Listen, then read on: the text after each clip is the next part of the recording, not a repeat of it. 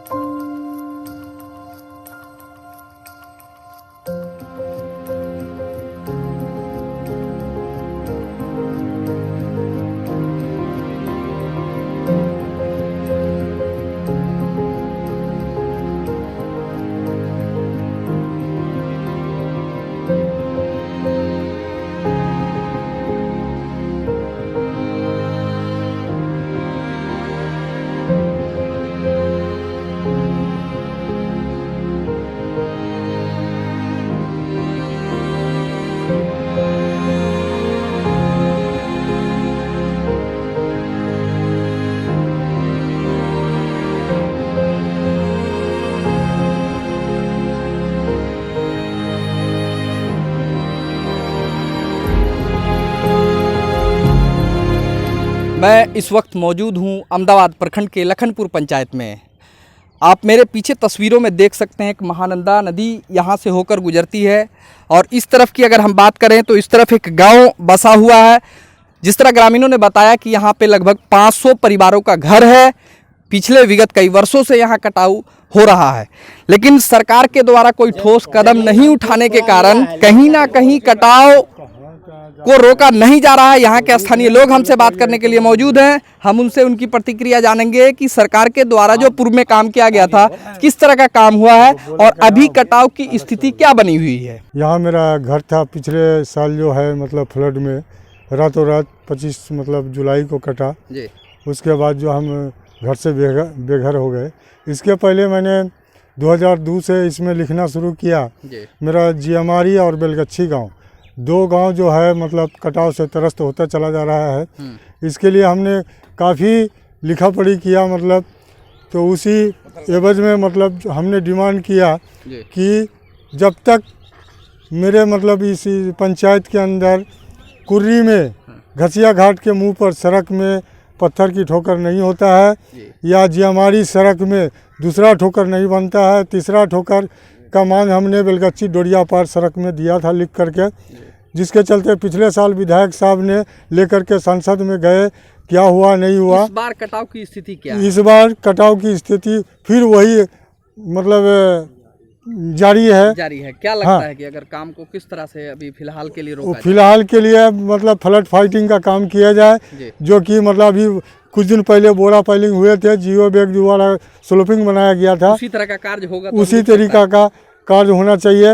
ये फ्लड का टाइम है, अभी 3 महीना हम लोगों को मतलब जो है तबाही में है, जिसमें जो है कटाव रुक नहीं रहा है, और इसको रोका जाए। फिलहाल क्या मांग है? मतलब जो हमारा जो सर भाई मेरा बोला बिल्कुल सही बोला है, सही जांच का है। तो क्या कटाव हो रहा है? जी अभी तुरंत कटाव हो रहा है। अगर कटाव को रोका नहीं गया तो मतलब क्या होगा? पूरा घर बर्बाद हो जाएगा। पूरा घर बर्बाद हो जाएगा सर। कटाव को रोकना चाहिए। जी सर। जी बिल्कुल बताएंगे, जिस तरह से कटाव हो रहा है क्या इस बार भी वही हाल है?